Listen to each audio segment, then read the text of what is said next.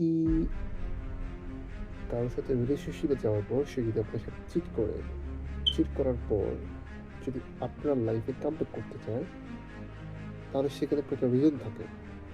প্রথমত রিজন, আমরা যদি বলি আপনাকে মিস করছে, এগুলা ভাই ফালতু কথাবার্তা।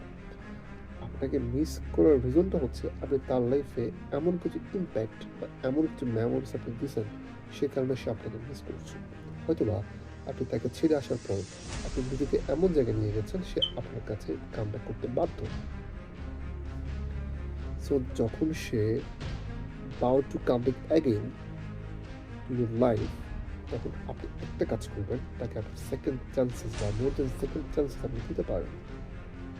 দেওয়ার পর আপনি এটা ভেবে দিবেন যে সে আবারও আপনার সাথে চিট করবে। আপনি এটা ধরে রাখেন সে আপনার সাথে চিট করবে, বাট ওই সময়টা, ওই পিরিয়ডটা যখন আপনি তাকে সেকেন্ড চান্সেস দিবেন, তখন আপনি ওর লাইফে এমন একটা ইমপ্যাক্ট রাখবেন, যে ইমপ্যাক্টের কারণে সে যদি আপনাকে ছেড়ে চলেও যায়, আবার ব্যাক করতে পারে। অর্থাৎ ইটস কল্ড গলার কাটা। এমন একটা ইমপ্যাক্ট রাখবেন যে ইমপ্যাক্টটা ওর কাছে গলার কাটা হবে। না সে ফেলতে পারবে, না সে গিলতে পারবে।